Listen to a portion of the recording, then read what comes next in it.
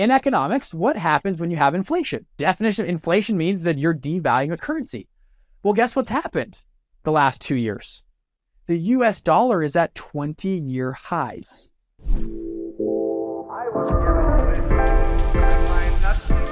What are some of your predictions, and what are some of the principles that you're like going back to with where we are currently right now? Okay, this is a fun topic. I take everything I'm going to say with a grain of salt because I'm an idiot probably and I don't know anything, but this is the stuff that I watch. I'll just kind of tell you and I'll tell you a bunch of historical stuff, and then that kind of leads into what I think might happen here in the next couple years, but we'll see. I'll start with this. The 3 rules of investing are don't fight the Fed, don't fight the Fed, don't fight the Fed. Okay? The Fed is the biggest, baddest organization on planet Earth. They're run by the 12 largest banks. It's a private organization, by the way. They control the world's money supply. Now, people, I know the Fed comes out, and I'll say this scandalously. People, and I myself included, we criticize Jerome Powell and Biden. They're such idiots. They don't know what they're doing, blah, blah, blah. They may say dumb stuff, but you got to watch what they're doing. They're playing a very interesting game right now. For example, I'm sure you've taken economics courses and studied economics. In economics, what happens when you have inflation? The value of the currency should do what? It should go down, right? Like that's the definition of inflation means that you're devaluing a currency. Well, guess what's happened the last 2 years? The US dollar is at 20-year highs. How does that happen? How does that even make sense? You have super high inflation and the currency goes up. And you look at the US dollar index, I pulled it this morning, compared to UN, euros, Bitcoins, oil, orange juice, the US dollar has gone up in value. How is that possible, right? They are defying gravity right now. So let me just give a few examples. So last year, this is March of 2022, Saudi Arabia considers trading oil with China using UN, not using the US dollar, okay? Now, I'm going to take you back a little bit to the petrodollar. In 1946, we had the Bretton Woods Agreement. After the World War II, all the nations were decimated. The United States comes and says essentially, hey, everyone's killed. You know what? We won the war. We don't want land. We don't want any of your territories or anything. All we want to do is we want to just trade with you. And guess what? We'll pay for a navy. A navy is one of the most expensive things a government can have, is a navy. We'll pay for a navy. We'll police the entire world as long as you trade with us. And everyone's like, this is the best agreement on planet Earth. Where do we sign up? And everybody gets in line to sign up like this. And they go, oh yeah, one stipulation, you have to use the US dollar to trade. That's it. And we'll do everything.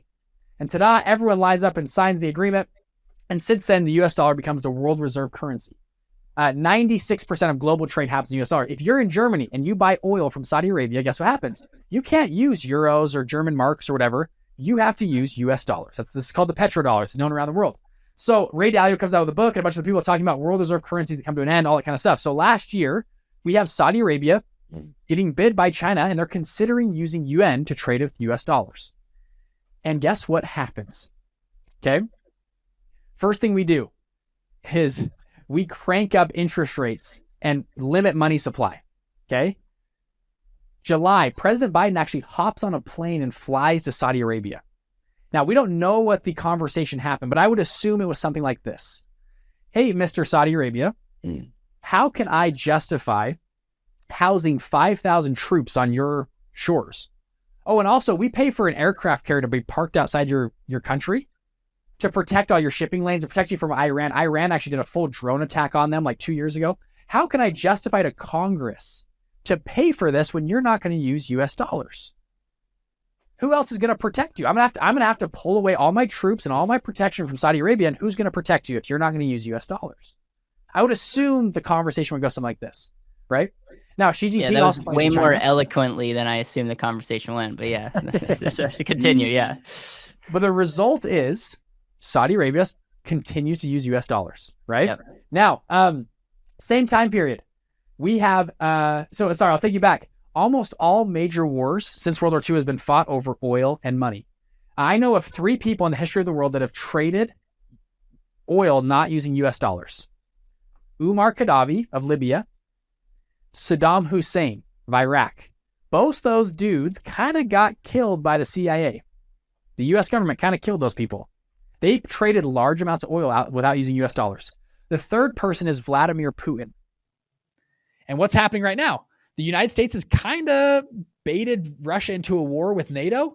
We are fueling a war. We're giving them drones and tanks and whatever they need. We are fueling a war. Oh, and also, so we have this meeting with Saudi Arabia. This is last August. Russia's largest pipeline blows up, Nord Stream pipeline. And everyone blames Russia blew up their pipeline. Why in the world would Russia blow up their own pipeline? It's a $2 billion pipeline that makes Poland and Germany dependent on Russia. Why would you do that? Russia wouldn't do that. There's actually a Nobel Peace Prize winning journalist that came out last month that said the United States did it. They were doing operations you needed a submarine to go and plant the explosive underwater. How many countries have submarines, first off? And how many were doing operations it's like the United States did it, you know? And ta-da, all of a sudden, Europe is almost 100% dependent on United States liquefied natural gas. Ta-da, right? Pretty interesting. President Biden takes office. What is the first thing he does? He cancels the Keystone Pipeline. Remember that? And I was like, why is he doing this? We had the cheapest gas on earth. Like President Trump, we had it was like $1.50 a gallon. He cancels it, and we are now buying oil from Saudi Arabia. We were energy independent. Why would he do that? We need Saudi Arabia to use US dollars. We need the greatest export of all time is US dollars. People say like, oh, whatever, like the greatest product ever created is US dollars. They create 1 trillion of them. And people like us work 80 hours a week. We fly around, we do crazy stuff to get more dollars. And then they print another 1 trillion of them. And we work like crazy. We fly around to get another dollar. They print another 1 trillion. They keep doing it over and over again. And you have to make sure the world is having velocity of money using your dollar. People always get mad about the national debt. Oh man, the national debt's so high, the debt ceiling, blah, blah, blah. What does that mean? It means other people have debts denominated back to the United States in US dollars. They're not done in Bitcoins. It's not debt in oil, barrels of oil. It's not debt in UN. It's debt in US dollars. So for example, if China wanted to use a different currency, let's just say, for example, they owe the United States, we owe them $1 trillion, US dollars. Well, if they devalue our currency, they're going to have to take a loss on $1 trillion. So what you would do if you were the world reserve currency, you would flood the world with cheap debt denominated in US dollars. You would make sure the entire world uses your dollars. Oh, and by the way, sorry, I'm going on and on, but please just bear with me. The United States, we have 11 aircraft carriers, super carriers. They are massive. They have two nuclear plants inside of them. They can like leave port for like 100 years and never port. I mean, they're insane. By the way, for an aircraft carrier to leave port, it goes with like 15 other ships. They have a submarine, they have tankers, battleships, they have crazy stuff that goes with them when they leave port. We have 11 aircraft carrier groups. 2 more are coming online in the next couple of years. If you look at the deck size, the combined world has half of the deck size of aircraft carriers that we have. Again, a Navy is a luxury for a country. Almost most countries in the whole world don't even have a Navy, let alone a few little ships. We have 11, almost 13 super aircraft carriers. Other countries that have aircraft carriers, they're World War II era. They're almost like a third the size of ours. Okay. We can project power anywhere. So if you look so again, back to our timeline here, we had last March, Saudi Arabia and with oil. We then raise rates. We tighten our currency. We then blow up a pipeline. China says they want to take Taiwan last year. Right. So what do? We park an aircraft carrier in the region and they're still doing crazy stuff. We then parked a second aircraft carrier near Taiwan and China's still running planes and stuff. We then parked a third aircraft carrier in the region. And guess what happened? Everything kind of just settled down. It's like, we don't want to do this right now. And at the same time, the United States drops a CHIPS Act, $54 billion. They are building now. My business partner, Dan's on the board of Intel. He's been on the board of Intel for 16 years. Intel is building a 1,000-acre site in Ohio. We're building a huge site in Phoenix and a bunch around the country. We have another $280 billion that's going to be hopefully unlocked this year for them to build more data centers around the country. Sorry, I'm throwing a ton of information at you, but it's kind of cool. So you have all this happening. And what has happened since then? The US dollar has gone up in value. And I think what they're saying is, really, Saudi Arabia, if you want to use UN, if you would have used UN, it would have been 10% less valuable than it is 6 months ago. Yeah, really, you want to get away from the US dollar? Okay, go ahead. Use something else and we'll just see what happens. So you fast forward to right now, And we've had a 12-week digital dollar test. We've now had a handful of banks blow up, right? And we can talk more. Sorry, I'll kind of pause there, but I'll share my predictions now, I guess, of what I think things are coming. Is that helpful? Totally. No, I really appreciate this, man. Like, that was epic. So continue with the predictions, and I got some follow-up questions for you. Okay. So a few things. Okay. This is what, I don't know. Again, I could be totally wrong. The United States right now, the Fed, don't fight the Fed, don't fight the Fed, don't fight the Fed. They are playing this game of world reserve currency. Now, this morning it came out that France has done their first deal with China, and they bought liquefied natural gas not using US dollars. France, a G7 nation, a NATO ally, not using US dollars. Now, we'll see the US response. I believe there will be a heavy response for that transaction. I mean, I think there's two kind of options and things that might come forth, and two predictions I have. Okay. Number one, this is my first prediction. I could be totally wrong, but first prediction is this. Let me take you back a little bit. Sorry, I'm gonna give you a little backstory again. 2022, it comes out, JP Morgan Chase has been manipulating the price of gold for the last 10 years. Did you see that when that came out? No. It was the largest fine in SEC history, $920 million fine. They were manipulating the price of gold. Gold is about a $12 trillion market. Okay. So they manipulate the price of gold, and they come out, they do this big fine, and they were using a futures market, and they're using trading volume to spoof the market, and they're manipulating the price of gold, a private company. Okay. Now, right now, there's all these people online that are saying Bitcoin should be $1 million a coin. Gold is going to take off. Silver is going to take. You have all these people that are saying this because the U.S. treasuries are dead, blah, blah, blah. U.S. is dead. Okay. I agree with you. According to math, gold should be like $5,000 an ounce. It's like $1,600, $1,800 right now. It should be $5,000. Like, it should be. However, we're not playing normal math. We are in a time where we have high inflation and a currency is going up in value. Yeah, which is insane. Which is weird. It's the things that you thought would make sense. We had $13 trillion at zero or negative interest rates in 2019. Negative. I don't know. There's no economics book I've ever read on negative interest rates. They are defying gravity. And I just asked people the question, is it possible?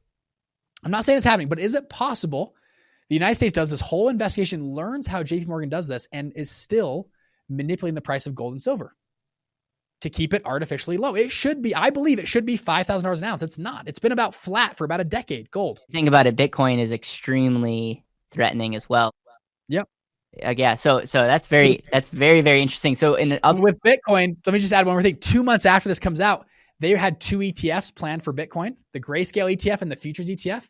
They approved one. They didn't approve the other. They approved the futures market. They did not approve the spot buying ETF. Why would you do that? Well, you need a futures market to spoof a currency. Sorry, I cut you off, but is it possible the United States is spoofing and they're not going to kill an asset, but they're going to keep it in a box, right? Is it possible? It's pretty interesting. So you have that play. You have potentially the biggest, baddest organization on planet Earth potentially spoofing markets. Gold, silver, crypto, UN, euros, and making the US dollar the biggest, baddest currency of all time, right? That's number one. So I'm like, I think they are going to go to the mat. And I think what's the exit play? What's the off ramp? I think it off ramps onto them resetting their currency into a central bank digital currency. So I think I believe that. I think it's very, so option number one, my predictions, I have two predictions. Number one is that they will move on to a central bank digital currency. The New York Fed just finished a 12-week test of a digital dollar. They did it with Citigroup and Wells Fargo and MasterCard. They just finished it. It started in November. It was the same week FTX blew up. No one heard about it. You can go Google it right now. New York Fed did a 12-week digital dollar test that just finished. The three banks that just collapsed: Signature, Silicon Valley Bank, and Silvergate. The three largest crypto banks on earth. They do like 90% of all crypto in the United States are run through these three banks. It's interesting that those all three collapsed in a week, and they stepped in really quickly to take over those banks. Like, it was like the next day. They didn't even let them like have a weekend. It was just like, nope, we're taking you over. Pretty interesting, right?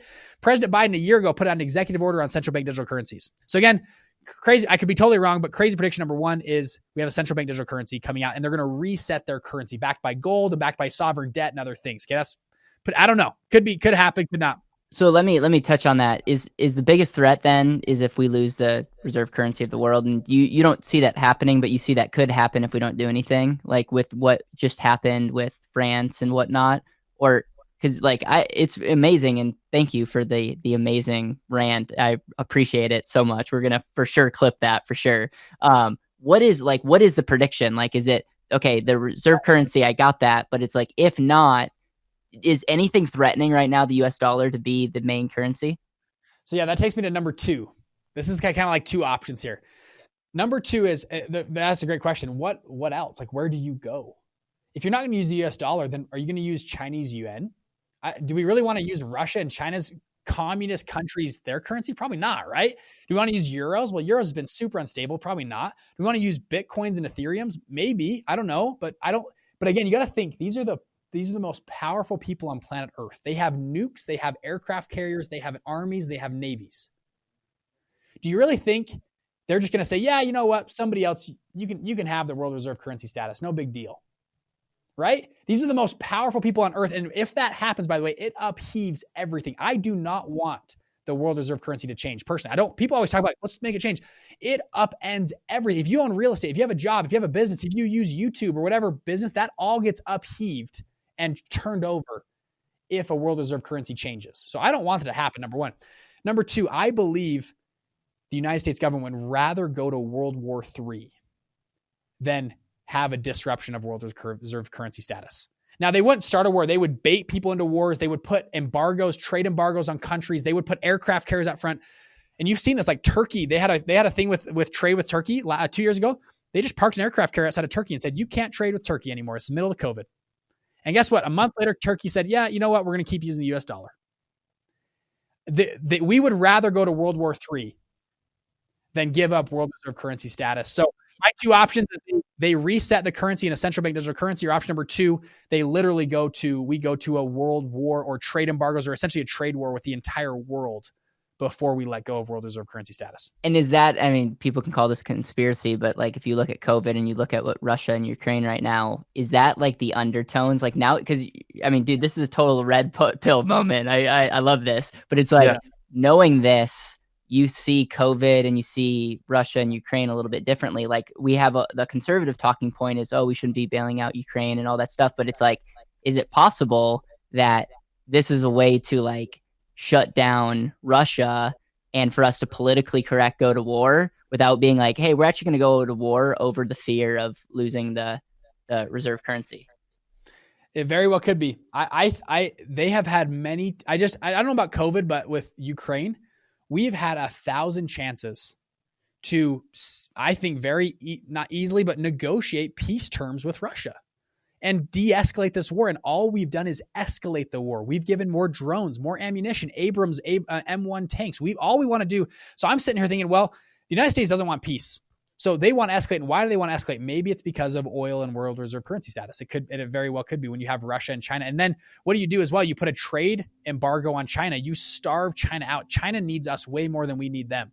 China imports 80% of their calories. They import about 75% of their oil. And so if we went to war with China, all you would do is park 2 aircraft carriers below India, and they get 80% or 75% of their oil through Saudi Arabia. All their trucks would stop running in about 90 days. And they know this. That's why 2 weeks ago, Xi Jinping flew to Russia and said, we want to set up a pipeline to get oil another way because we are very vulnerable. Right?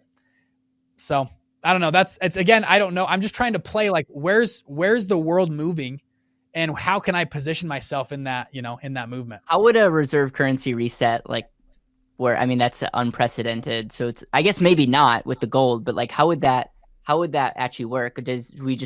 All of our money's worthless and we just start over? Or do you trade in your US dollars for... So they did this in 1935, a little bit, not fully, but they said gold bullion was outlawed. They said you got to turn in you have like a year, you got to turn in your gold bars for pieces of paper.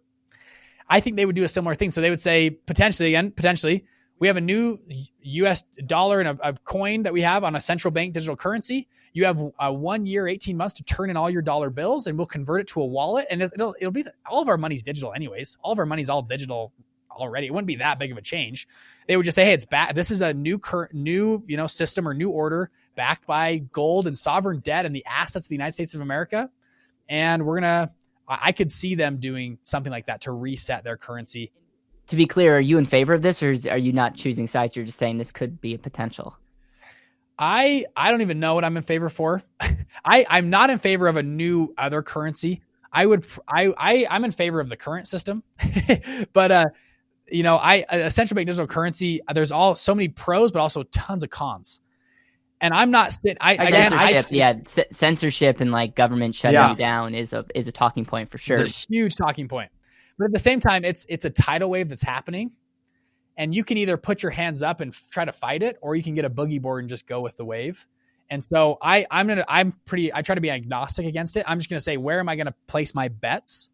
And, where am I? And I run a crypto hedge fund right now, just so everyone's clear. I run a crypto hedge fund and I'm long crypto. I like crypto a lot. I'm long the US dollar. I'm long US equities. I'm long the United States economy just in general, because I have assets here. I live here. I have a house here. You know what I mean?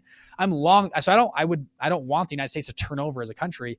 And I'm just looking for potential off ramps of what they might do, and those are kind of my predictions. And you're optimistically looking at this, and that's what I love about you.